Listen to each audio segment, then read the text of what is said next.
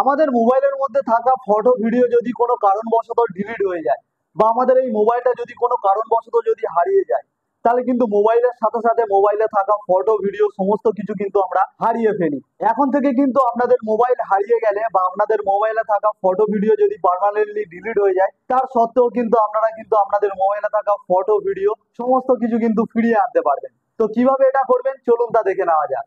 এর জন্য কিন্তু আমি চলে এসেছি আমার মোবাইল স্ক্রিনের মধ্যে, এবং আমাদের প্রত্যেকেরই মোবাইলে গুগলের তরফ থেকে একটি অ্যাপ দেওয়া রয়েছে গুগল ফটোস বলে। তো এই অ্যাপটিকে কিন্তু আমাদেরকে ওপেন করতে হবে। তো এটাকে ওপেন করার পর আমাদের মোবাইলে কিন্তু যতগুলো ফটো রয়েছে সব কিন্তু এরকম শো করবে, এবং ওপরের দিকে দেখুন আমাদের নামের লোগো দেওয়া একটি অপশন রয়েছে। তো এখানে কিন্তু আমাদেরকে এখন ক্লিক করতে হবে। তো এখানে ক্লিক করার সাথে সাথেই কিন্তু আমাদের সামনে এরকম একটি পপ আপ চলে আসবে, এবং এখানে দেখুন আমাদের জিমেল অ্যাকাউন্টটা দেখিয়ে দিচ্ছে, এবং এই সাইডে দেখুন একটি অ্যারো চিহ্ন দেওয়া রয়েছে।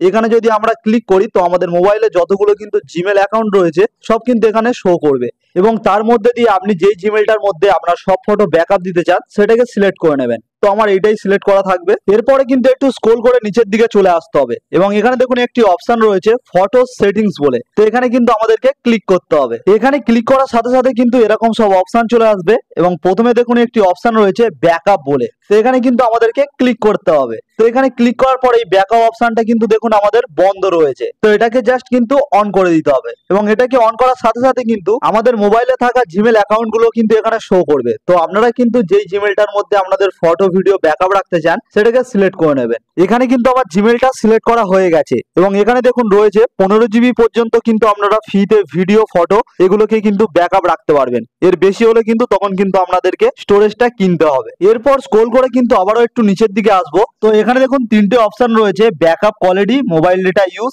এবং ব্যাকআপ ডিভাইস ফোল্ডার বলে। তো এখান থেকে প্রথমে যে অপশনটি রয়েছে ব্যাকআপ কোয়ালিটি বলে, এখানে কিন্তু আমাদেরকে ক্লিক করতে হবে। তো এখানে ক্লিক করার সাথে সাথেই কিন্তু আমাদের সামনে আবারও তিনটে এরকম অপশন চলে আসবে। তো এখান থেকে কিন্তু আপনাদের যেই অপশনটি সিলেক্ট করা থাকুক না কেন, আপনারা কিন্তু এই অরিজিনাল কোয়ালিটি বলে যেই অপশনটি রয়েছে এটাকেই কিন্তু সিলেক্ট করে রাখবেন। তাহলে কি হবে, আমাদের ফটোগুলো অরিজিনাল কোয়ালিটিতে কিন্তু গুগল ফটোস এর মধ্যে ব্যাকআপ হবে। তো এবার কিন্তু এখান থেকে ব্যাক করে বেরিয়ে আসবো। এরপর দ্বিতীয় যেই অপশনটি রয়েছে মোবাইল ডেটা ইউজ বলে, তো এখানে কিন্তু ক্লিক করতে হবে। তো এখানে ক্লিক করার সাথে সাথেই দেখুন আবারও কিন্তু এখানে অনেকগুলো অপশন দেখিয়ে দিচ্ছে। এখানে ডেলি লিমিটেড ফর ব্যাকআপ বলে আমার কিন্তু এখানে দেখুন নো ডেটা সিলেক্ট করা রয়েছে। তার মানে কিন্তু আমার প্রত্যেকদিন কোনো ডেটাই কাটবে না ব্যাকআপ হওয়ার জন্য। তার পাশেই দেখুন রয়েছে 50 এমবি, 100 এমবি আনলিমিটেড। তো এখান থেকে কিন্তু আপনারা আনলিমিটেডটা সিলেক্ট করবেন না, তাহলে কিন্তু আপনাদের মোবাইলে যত ডেটা থাকবে সব কিন্তু আপনাদের ফটো ভিডিও ব্যাকআপ হতেই শেষ হয়ে যাবে। তো তাই কিন্তু আপনারা প্রত্যেকদিন 50 এমবি বা 100 এমবি এরকম ডেটা কিন্তু আপনারা সিলেক্ট করে রাখবেন। তো সেই অনুযায়ী কিন্তু আপনাদের প্রত্যেকদিন ডেটা কাটবে, এবং সেই অনুযায়ী ভিডিও ফটো কিন্তু ব্যাকআপ হতে থাকবে গুগল ফটোস এর মধ্যে।